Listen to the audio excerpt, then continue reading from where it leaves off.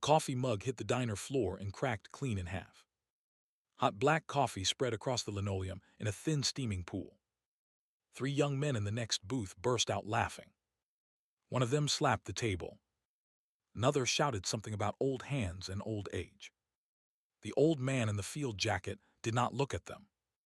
He stood there for a moment with the empty handle of the mug still hooked around his thumb.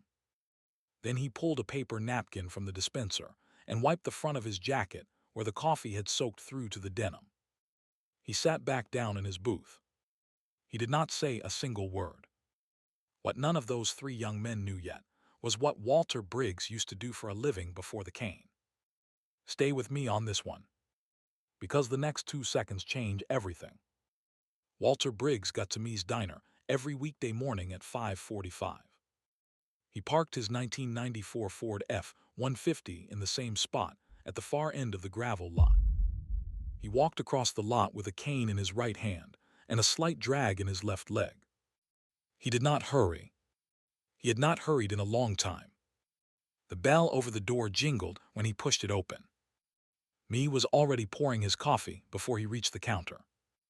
She set the mug down at his usual booth, the one in the corner by the window, the one with the cracked vinyl seat that nobody else liked. He nodded at her. She nodded back. That was the conversation for most mornings. Walter was 68 years old. He had pale blue eyes that did not blink very much. His face was weathered down to bone under skin. His jaw was hard. His mouth was a thin line. He wore the same denim field jacket every morning, faded near the elbows from years of leaning on the same counter.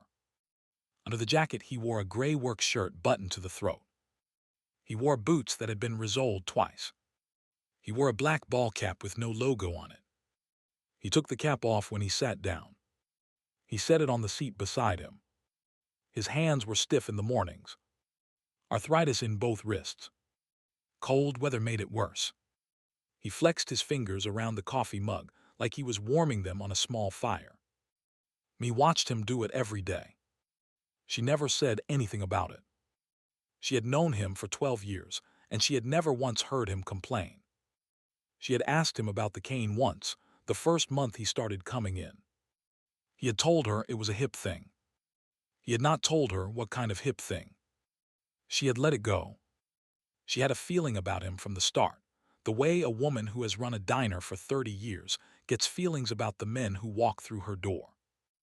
The feeling she got from Walter was the kind of feeling she had only gotten twice before. Once from a long-haul trucker who had quietly broken up a knife fight in her parking lot without raising his voice. And once from a Korean War medic who had come in for pie every Sunday for 9 years before he passed. It was the feeling of a man who was not afraid of much. Me did not ask Walter about the cane again. The diner filled up around 6. Truckers came in for biscuits and gravy. Farmers came in for eggs over easy and dry toast. The county road crew came in for coffee in paper cups to go.